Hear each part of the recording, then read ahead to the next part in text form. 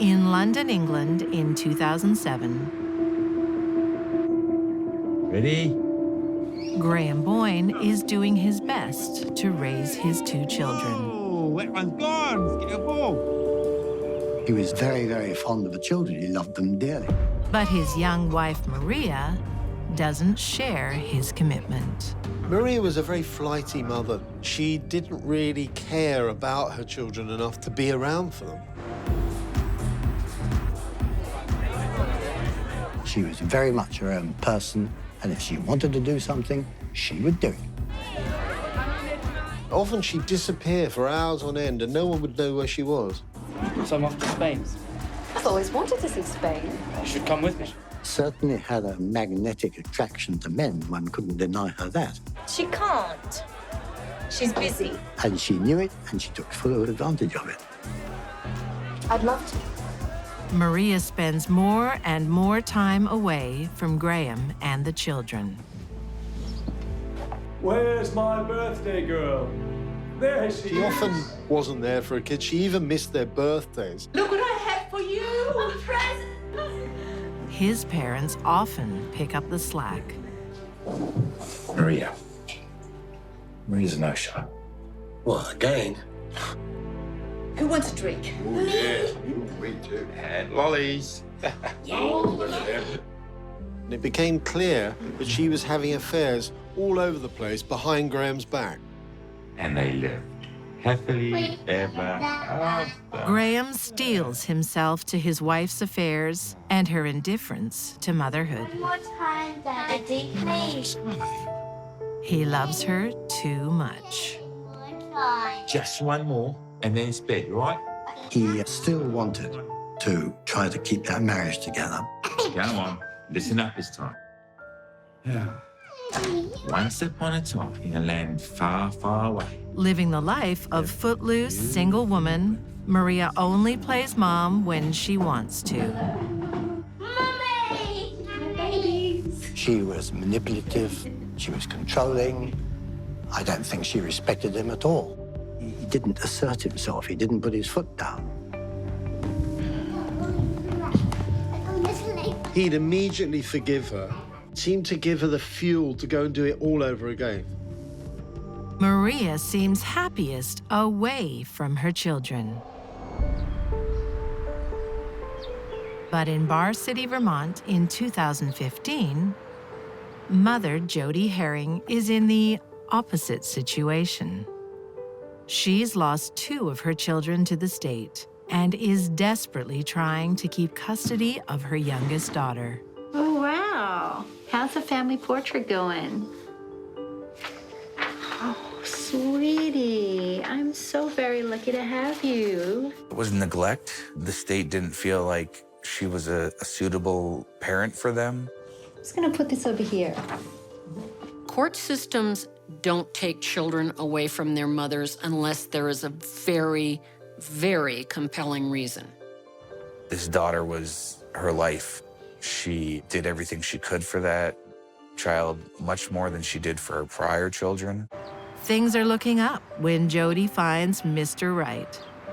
Sporting shooter Henry Premont. You'd be such a good shot. Yeah, you'd better not get on my wrong side. Henry would take Jody shooting, and he said that she was an amazing shot. She was a natural. I should get you your own. Yeah, heck yeah. Thanks, babe. You want a beer? Not this hour. It's never too early for a drink. You're a ton of fun. Oh, yeah. Her new boyfriend invited her to move in. All right, whose go is it? Yours. Go. Go. Roll away. Best of all, her daughter likes him. Right, my turn. Whoa. But someone else moves in too. Jody's old friend, the bottle. I need to top up. Jody used alcohol and opiates to make herself feel better. She suffered from depression and severe anxiety. Come on, babe, dance with me. Let's go to bed. Come on. I think you've had enough. Jody's addictions have already cost her dearly. She She already had 2 children taken away, and there was a possibility of having a 3rd taken away. Hey, hon, let me get you back to bed.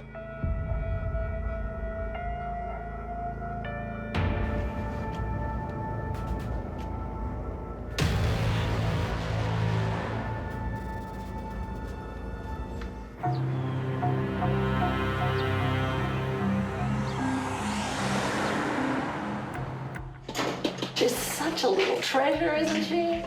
Jodi's elderly aunt, Julianne Felzerano, and cousins Regina and Rhonda are there to pick up the pieces.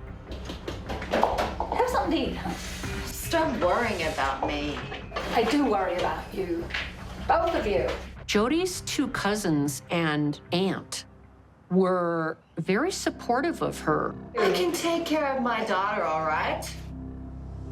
Well, I know that, huh? But it didn't stop me worrying about you. But they were also very concerned for her 9-year-old daughter I'm just gonna go. Sweetie, come in. We're going. She can always stay here if it makes No! because Jodi just wasn't able to come through.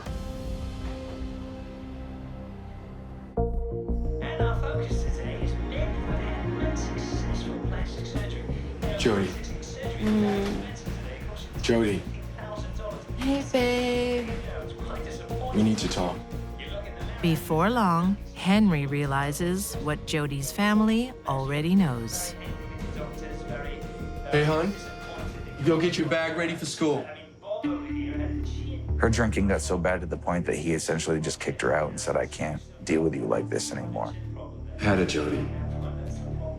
Can't do this anymore. Let it go. Jodi couldn't hold a job. She couldn't hold a man, and she couldn't hold her kids. You need help. More than I can give you. Damn you! Sorry. Her life was a mess.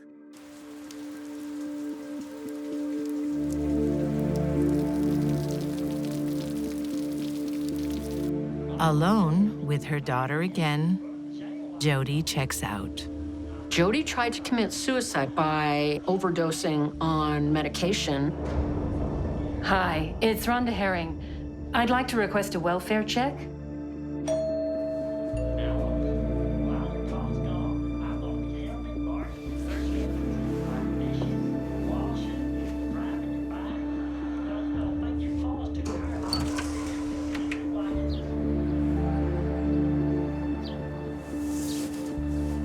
Hi, sweetie.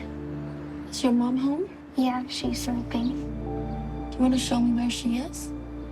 The paramedics ended up finding her essentially passed out in a room full of candles and pill bottles. Miss Herring, can you hear me? For authorities, it's the last straw. Jodi loses her 3rd child. The last positive thing in her life, to have that taken away, she had nothing. She really had nothing else in life. While Jodi is devastated at losing her daughter, in London, England, Maria Boyne wants a life free of her children and husband. She's taken everything. This time, it looks like Maria's left for good. Think she's gonna come back this time? Who knows? Maria wants a clean break, so she decides to tidy up some loose ends. On April 24th, 2000, she arranges to meet her husband, Graham. He's still hoping they will get back together. I want to talk about us. About getting back together. I don't know, Maria. Have a drink with me. Maria persuaded Graham to have a drink, and they sat down and began talking about the possibility of reconciling their marriage. To new beginnings. She was perhaps a little naive, unworldly, trusting. It's like throwing a rope to a drowning man. Just saying this made Graham hope there was a chance of mending it all. Maria lured Graham up to their bedroom under the pretext that she was prepared to have sex with him. Maria basically had him exactly where she wanted him.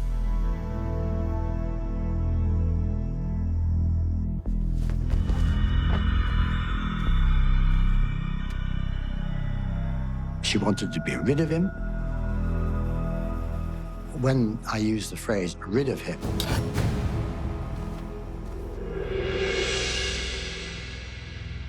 it was a question of seeing him off this planet.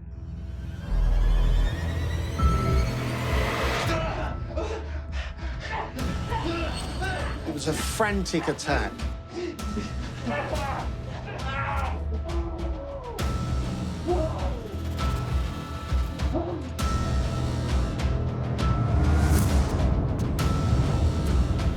She plunged those knives into his body 31 times.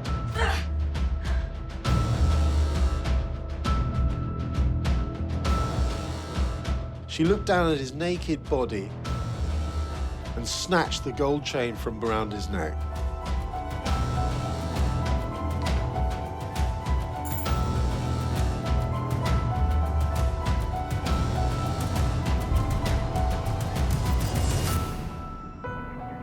Maria pawns his gold chain to pay for a romantic getaway with her latest lover. That was used to fund their accommodation at the bed and breakfast. Hi, how can I help you? Your best room for the night, please. Sure, that'll be £110. Oh, thank you.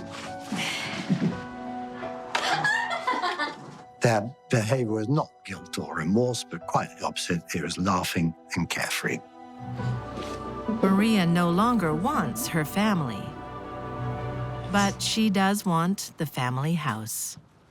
She wanted the house, and she could only do that if her husband was not present.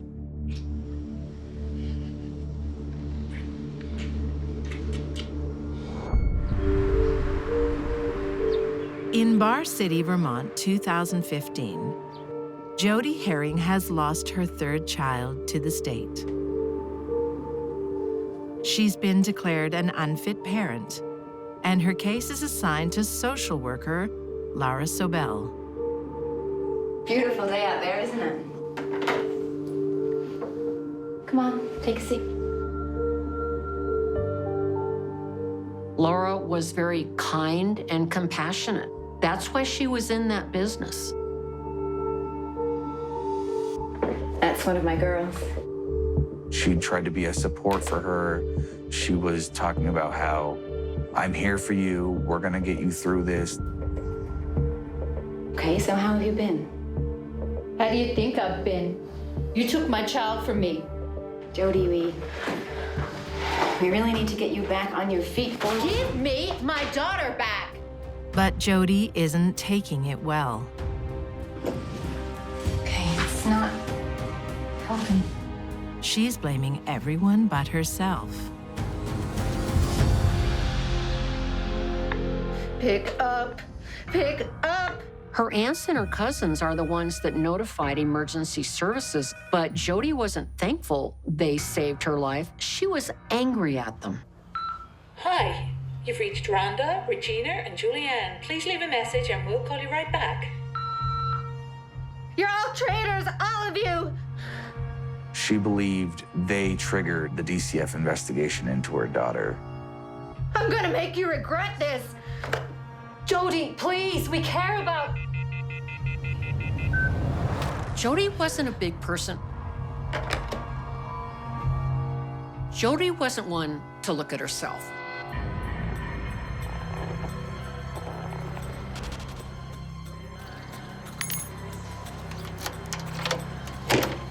On the morning of August 7th, 2015, Jody sneaks into her ex's home and steals a high-powered hunting rifle.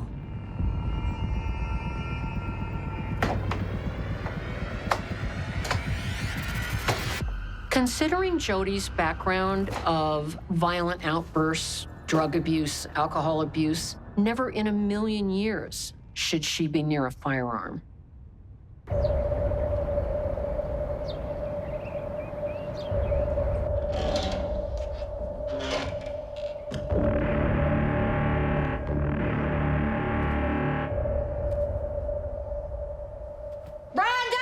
Regina! Julianne! We need to talk!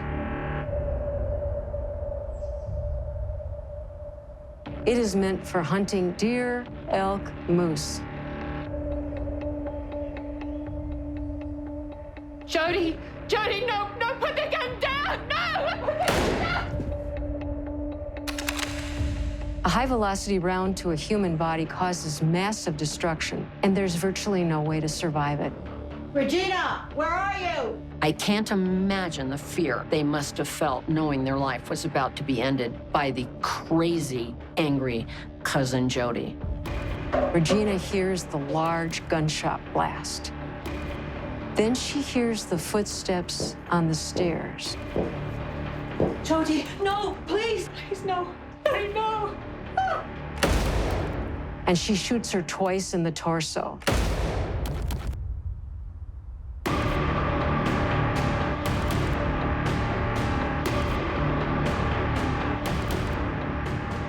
Aunt Julianne lies helpless in her sickbed.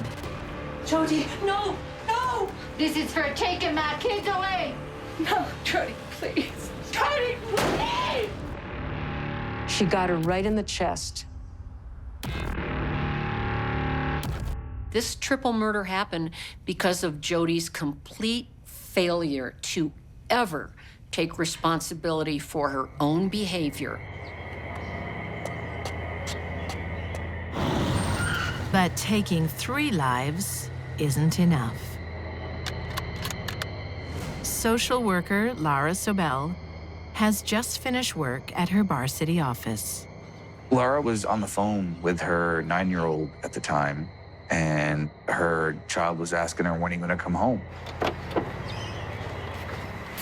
When Lara looked up and saw Jody pointing a high-powered rifle at her, she must have been terrified, particularly since she was talking to her own daughter. You ruined my life. Jody, you deserve this. For the rest of that little girl's life, she has to deal with the fact that she heard her mother being murdered. Jody walks up and fires one more time. You had it coming.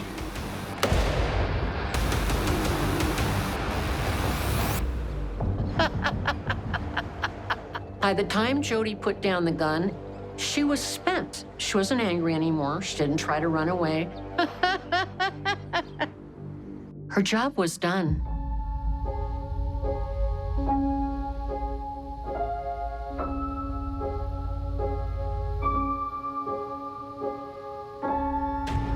In 2017, Jody Herring pleads guilty to 1 count of first-degree murder and 3 counts of second-degree murder. Her punishment, life behind bars. No chance of parole. Jody has never taken responsibility for what she did. The closest she came to showing any remorse was to say, I wish I could take back that day, but I can't. I handle stress different than anyone else. Actually, a lot of people have problems with stress and depression, and they don't commit mass murder.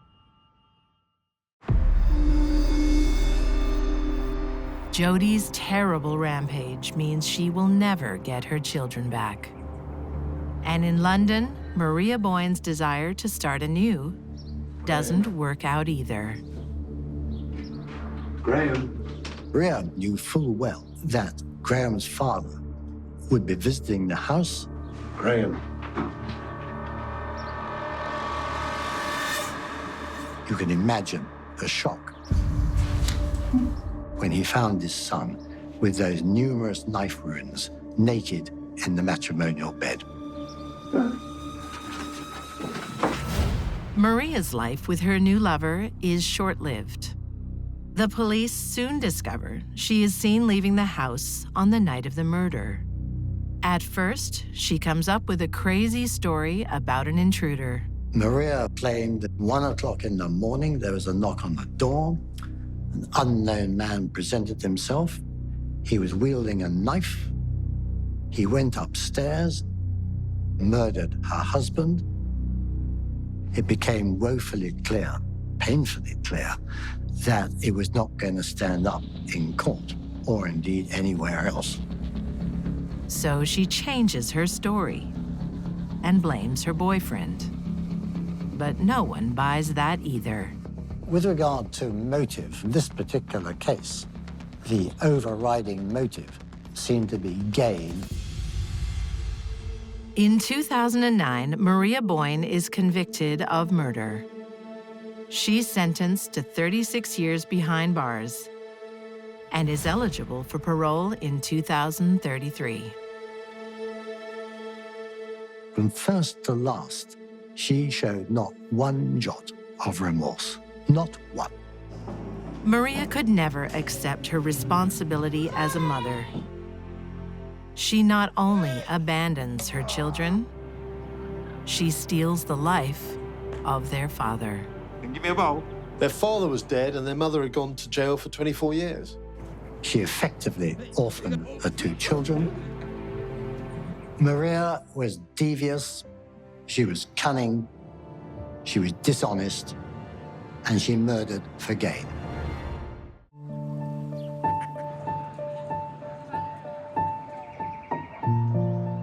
Nothing brightens a grandparent's day more than seeing their grandchildren.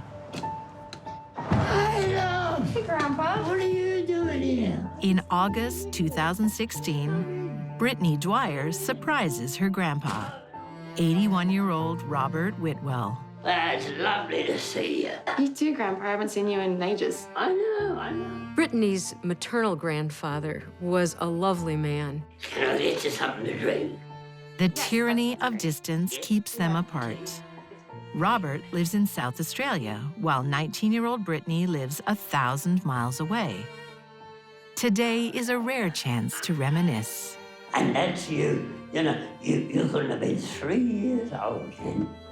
You really were. But Robert doesn't know everything about his granddaughter. There is a dark side he hasn't yet met, and she's had it since childhood. As an 8-year-old, she torments her brother. Brittany! Brittany! Brittany chased him down the hallway with a knife, and he locked himself in the toilet, and she was waving it underneath the door. I think for Brittany, the feelings of love and family weren't as developed, weren't as strong. Brittany, stop! The deep familial ties that are so important to the rest of us. For her, it was much more important to be violent. As a young adult, Brittany develops a fetish for horror films, an interest she shares with roommate, 21-year-old Bernadette Burns. I'm done with this movie. Her and Bernadette form a very close friendship very quickly. They talked about murdering people. Her good friend thought most of this was fantasy. She didn't really realize how serious Brittany was. For her, this was real. It's easy for some people to mask their true feelings and desires, even from their nearest and dearest. In Lincolnshire County, England, in 2010, David Twigg and his de facto, Julie Dixon, are living the good life. How'd you make so much mess?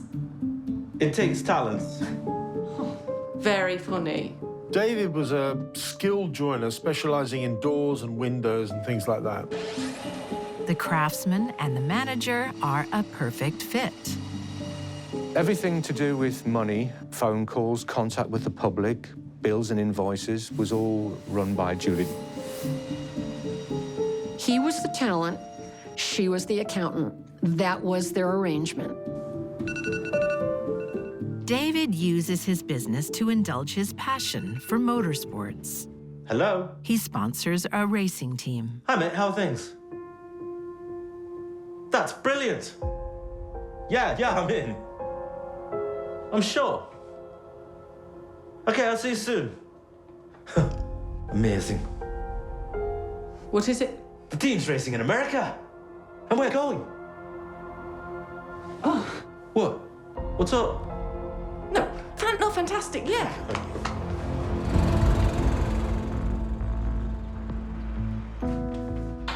There's something Julie isn't telling him. As good as David was at building cabinetry and custom staircases, Julie was that bad at paying the bills. They're spending more than they earn, and debts are piling up. Julie can't bring herself to come clean. She was avoiding paying bills and doing everything in her power to not tell David what was happening. She even reroutes their mail, so David never sees the incriminating correspondence. How you doing? Good, how are you? Have something for me? I do. All those letters that were coming asking for money, talking about potential court cases, and the severity of the debt weren't being seen by David Twigg. Julie ignores the bills for as long as she can. Then the summons start arriving, but she has that covered too. Hello. I'm calling in regards to a summons my husband has received. David was going to be declared bankrupt, and he was given a court date. I'm sorry. David is gravely ill. It's not possible for him to attend. She was able to make excuses and actually tell blatant lies to try and cover up her tracks. I think there's a good possibility when Julie was a little girl, she was severely punished when she made a mistake. And she didn't want that to happen again. Are Julie Dixon's secrets protecting herself or her partner? Either way, his trust has left him open to harm.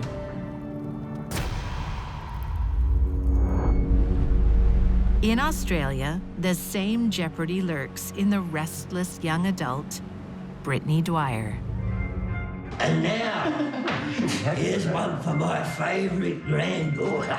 For months, she has one thing on her mind.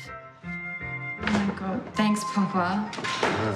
Dad, that's far too generous. Yeah. What's $600? And another 100,000 where that came from. Oh, Dad. He didn't trust banks. He had over $110,000 in cash in that house. Brittany heard about her grandfather's money, and the idea just couldn't leave her mind. She became obsessed with it. She thought this could be easy cash, particularly if she could sneak down to her grandfather's house, dig up the money, and take off with it. She would be set for the rest of her life. This idea, along with her obsession with blood and violence, merged to make quite a murderous plot.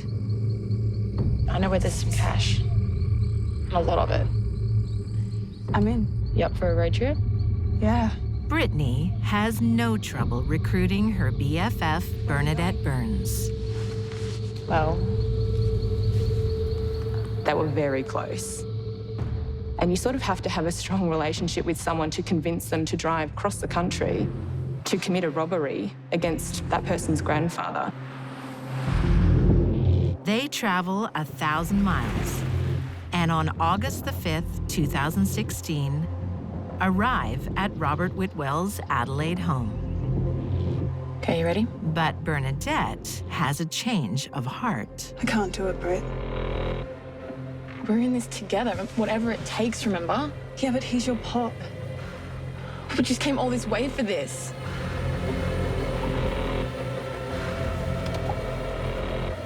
You're fine. You stay in the car.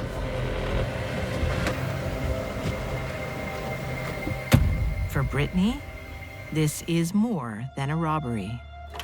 It's a chance to act out a violent fantasy she's carried since childhood. The trust a grandfather has in his granddaughter is natural, but in this case, dangerously misguided. And in Lincolnshire, England, David Twiggs' biggest threat is also the person he trusts most. His partner, Julie Dixon. They spent a great deal of money, and Julie never tried to stop it. She remained silent. David is blissfully unaware that his world is about to come crashing down. He's been summoned to appear in the bankruptcy court. But of course, he didn't know any of this and didn't show up in court. Why are you so glum? Nothing, just leave me be. She allowed it to get worse and worse, and the bigger the lies, the less she wanted to admit what she'd done to David. Desperate times call for desperate measures. She was starting to work out a much more sinister solution to her problems. She searched how to kill someone and not get caught. Things like, how do you kill someone in a way that doesn't show up on a post-mortem? Rather than sit down with them, honey, we have to talk, she decides the best solution to this problem is to simply kill him.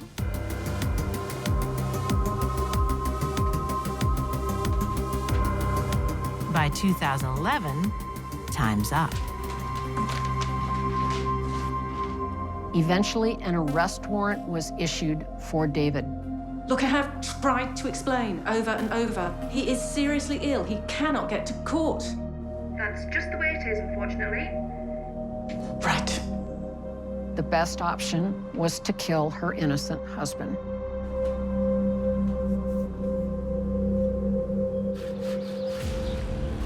On March 13th, she makes her move.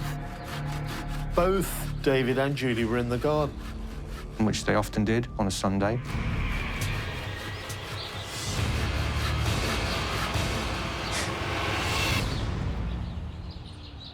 Thanks. David was putting up a fence on the property and had no idea whatsoever what Julie was planning. Within family, defenses are down, suspicions cast aside. We are vulnerable at close quarters.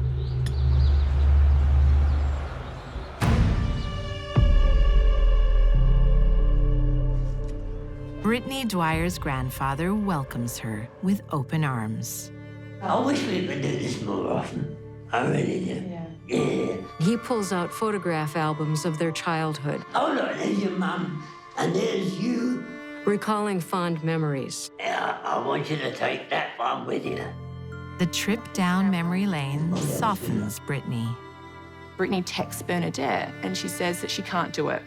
The pair should follow their consciences and leave. But instead, now Bernadette doubles down. Bernadette texts her right back and says, "This is what we came here for. Harden up. Do it." Now, thank you for coming to see me, darling. Brittany's behind her grandfather. She brings out her knife and she stabs him in the neck. Why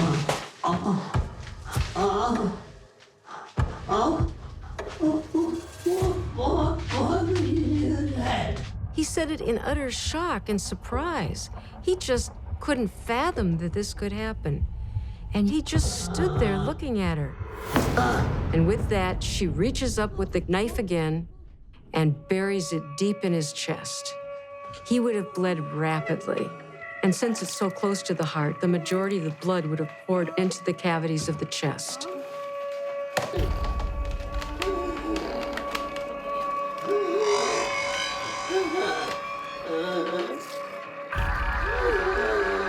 He tries to put Band-Aids on, probably in shock. Brittany actually helps him put those Band-Aids on. Sorry, Grandpa.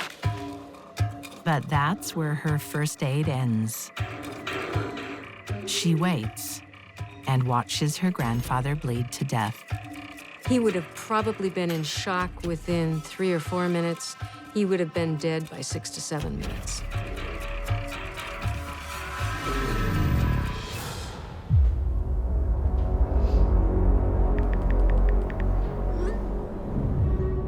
Brittany then texts Bernadette and says, "It's done." 2 words, "It's done."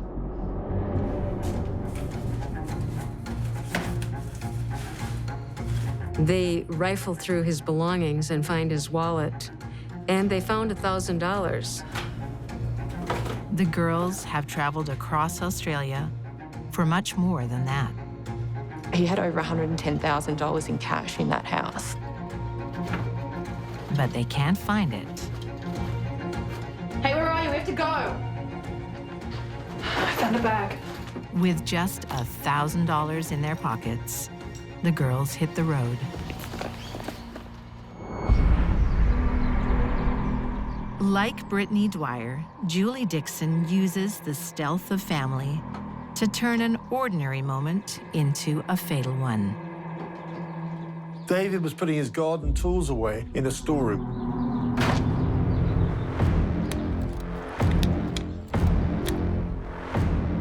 Very funny.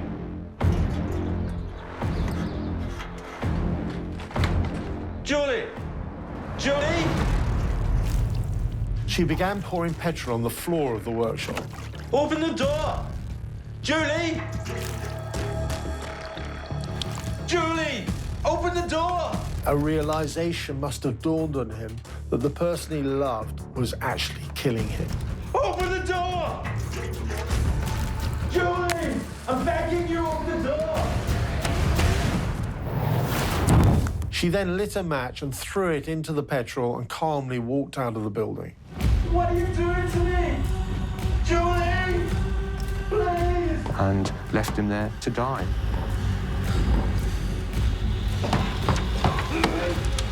David built that door. He knew there was no getting out.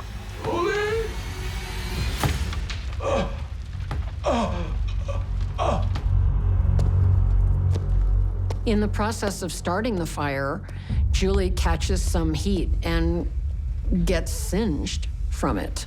But that didn't hurt her, it helped her. We need help.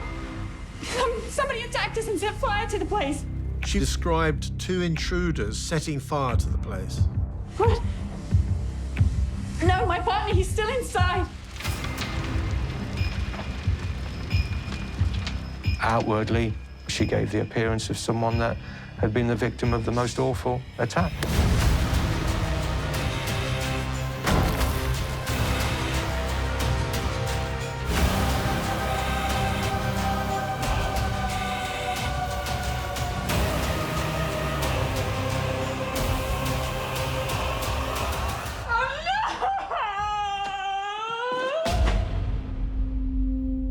To the world, it's a tragedy, made sadder by the public pleas of a woman in mourning.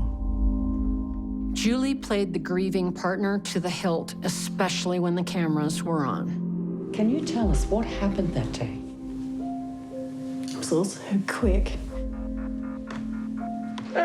A family umbrella of trust can also protect the perpetrator. No one wants to think one family member can betray another. But they do, like Brittany Dwyer. It's days before her grandfather's body is discovered. The police eventually discovered his body because what happened was the mail began to pile up outside his house. But they have no early leads. He was a good man, and he lived a good life for Grandpa. At his funeral, Brittany slips easily into the role of grieving granddaughter. Knowing full well that she was the cause of their grief. Poor Grandpa. She has this absolute lack of empathy. She cannot empathize with people. She cannot understand The fact that she's caused so much pain. The only remorse seems to come from her accomplice, Bernadette, Bernadette, I said no phone calls. who is not coping so well. Why would you do that? She was telling her friends, telling her housemates. It's not long before the housemates tell the police.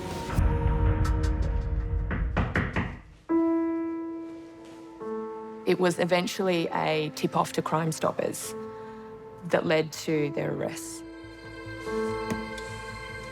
Looking for a Brittany J. Dwyer? Their secret soon dissolves away. Not only did Bernadette confess, but ultimately Brittany confessed to what she had done. In 2017, Bernadette Burns pleads guilty to murder without intent and receives a minimum of 13 years and 6 months in prison. Brittany Dwyer is convicted of murder. Her sentence, a minimum of 21 years behind bars. Her grandfather, a man that was warm and loving, and she will probably always be haunted by the look that he gave her as he searched her eyes and said, "Why did you do this to me?"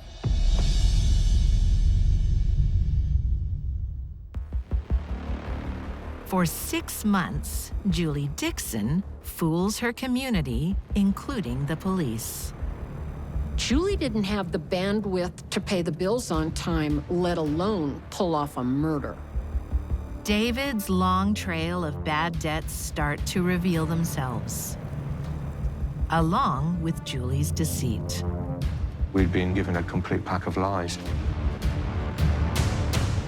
Then, the evidence catching her red-handed. Just petrol then, love. Just the fuel today.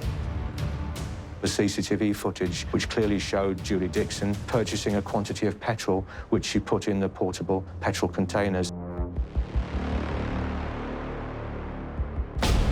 She is arrested and charged with David's murder.